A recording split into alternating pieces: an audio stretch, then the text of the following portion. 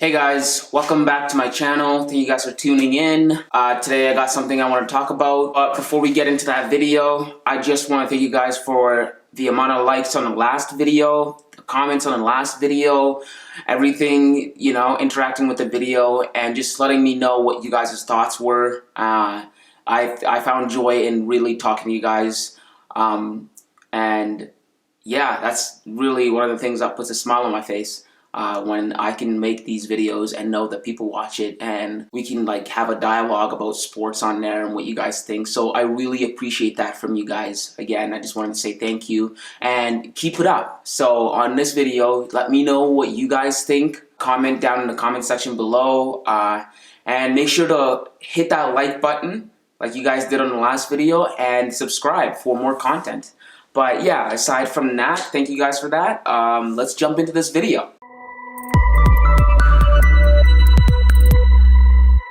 So you guys remember the Boston Celtics, right? That storied franchise that's won 17 titles, right? The same Boston Celtics that lost in the Eastern Conference Championship last year, right?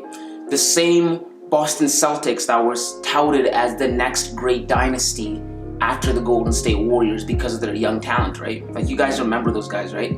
The same Boston Celtics that has 2 All-Stars on their team in Jason Tatum and Jaylen Brown, right? The same Boston Celtics that has huge talent on their team like Marcus Smart and one of the best coaches in Brad Stevens. The same Brad Stevens that was touted as the best coach in the league. You guys remember that team, right? Well, yeah, I wanted to talk about those Boston Celtics, that Boston Celtics. And the thing I wanted to talk about was, I don't know what it is, I don't know, maybe I'm just blind, but I don't see the mainstream media covering the Boston Celtics, or not really covering, asking the question of why have they fallen off the cliff?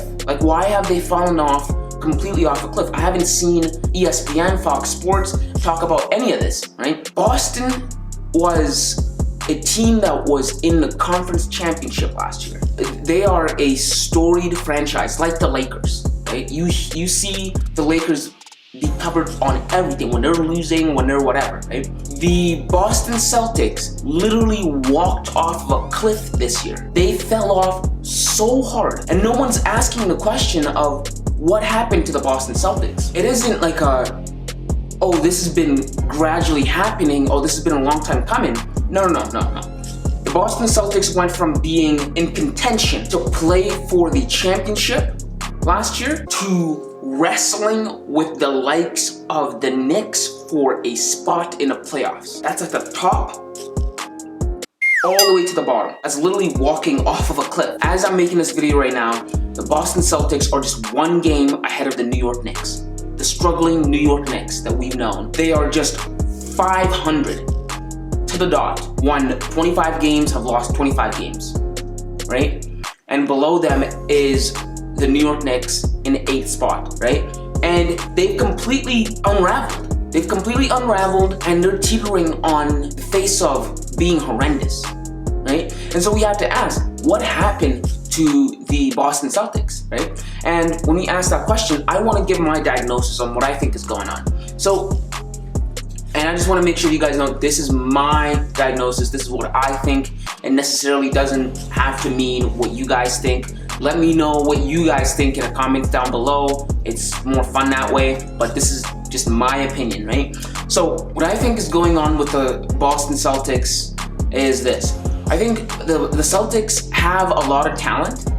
They have what it takes, right? But what's wrong with them is they don't have a veteran leader. They don't have veteran leaders on their team. They have Jason Tatum, Jaylen Brown, and guys who are talented like that, who give you 32 points, right? But they don't have that one guy who could lead, who knows how to win, right? And commands the respect of everybody on the team and can lead them over the hump. They have veteran players, but those veteran players are either not winners or not leaders, right? For example, they have Tristan Thompson. Tristan Thompson is someone who's won a championship before. He's played with the likes of LeBron and Kyrie Irving, right? But with Tristan, when he played with those guys, when he played with Cleveland, right? He wasn't given the role of being a leader, right? He wasn't expected to lead. He was led. He was led to a championship. He was led by LeBron and Kyrie, under LeBron and Kyrie, And he has a championship, but he isn't a leader, right? And also, to be a leader, you have to be one of the best at what you do in a game to command the respect of everybody else around you to follow you. For example, here's an example of that. Rajon Rondo. Even though Rajon Rondo isn't at his prime anymore, he still leads on whichever team he is on. Last year when he was on the Lakers, right? You could tell he was one of the leaders on a team, right? When LeBron wasn't on the floor, right?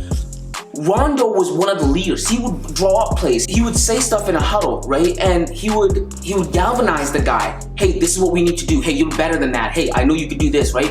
And the guys would listen to him, right? And they would, because he commands that respect. Because Rajon Rondo has one of the best IQs in a game, which also enables him to be one of the best passers in a game, right? He knows what he's talking about. He's been one of the best at what he does in a league for a long time, right? On top of that, he's also won a championship. He's also been coached by a really great head coach. He has that cachet that commands respect, right? That you guys can follow me, right? Tristan Thompson doesn't have any of that. Tristan Thompson's a great rebounder, but he's not one of the best at it. You could easily replace him with Andre Drummond. You could replace him with any big man in the league, right? So he's just average, right? And then you have Kemba Walker, right? Although Kemba Walker is really good at what he does, right? Really lethal, elite player, elite guard, right? Been an all-star before, right? He's not a winner. The guy's not a winner. He came from Charlotte.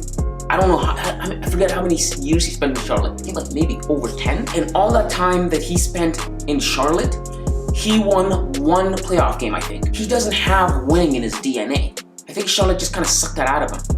Right? And so he came to Boston, and there are these young, talented players, right? And although he fits in great, he isn't what they need, right? He isn't the guy who's gonna command guys around, hey, and hold them accountable and be like, hey, I know you're better than that. I know you could do this better. Hey, this is what we need to do. Hey guys, let's settle in. Hey guys, let's dial in and get this. You know what I mean? Like sit down, play defense. All the makings of a leader, you know? Like he can't do that because he hasn't done anything, right? Like Jason Tatum and Jaylen Brown have been to more conference finals than him. They don't really respect you like that, you know what I mean? The thing that Boston needs to do is they need to take a page out of the Phoenix Suns playbook, right? Phoenix last year, or not even, just like last year and the year before that, were just garbage, right? Until they went out, but they were garbage. They had talent in DeAndre Ayton, Devin Booker, and while he's gone now, Kelly Oubre Jr. But they went out and they got a veteran, excellent leader player in Chris Paul. And guess where they are right now? They're sitting pretty at the top of the Western Conference Finals in second place, just waiting for the playoffs to start, right? Because they found a guy like Chris Paul who can lead, who commands respect of people, who isn't afraid to get into people's face to let them know they can do better, right? He's galvanized them and he's literally transformed the franchise, transformed how you look at Phoenix, right? So I think that's what Boston needs to go do. I think Boston needs to go find a veteran player, doesn't have to be a guard, just a veteran player who's won something here or there, who commands respect, right? And plug him into that roster. And I think a lot of their problems will be solved. I honestly do think a lot of their problems will be solved. I think they're in the same boat that Phoenix was in just a year ago. And I heard Stephen A. Smith say something about how Brad Stevens may need to be moved or his job is in jeopardy. I don't think Brad Stevens forgot how to coach overnight. I don't think Brad Stevens went from being one of the best coaches last year, literally, right? Last year, to literally dropping off. I don't think that's what happened. I think it's more on the players, and I think he's a great coach, and I think they need to go. Danny Ainge needs to find somebody that can fit well into that roster, that can really lead these young guys to over that hump, right? Because they've been to the conference championship 2 times. One time when they weren't with Kyrie, and they got bounced out by I think like LeBron or something, and then last year when they were bounced out by Miami, right? So they can win. They just need somebody that can get them over that hump, right? And I think they should go get an older veteran dude. But yeah, those were just my thoughts on what I think is going on with this franchise, a franchise that's historically known for being good. But yeah, those are just my thoughts on what I think the situation is. Let me know what you guys think in the comments down below. What do you guys think the problem is with Boston, right? Like they got these talents, right? Like they got talent. Do they need to add more talent? Do they need older guys? Let me know. Do they need a coach? Let me know in the comments down below, and make sure to like, comment, subscribe, and I'll see you later.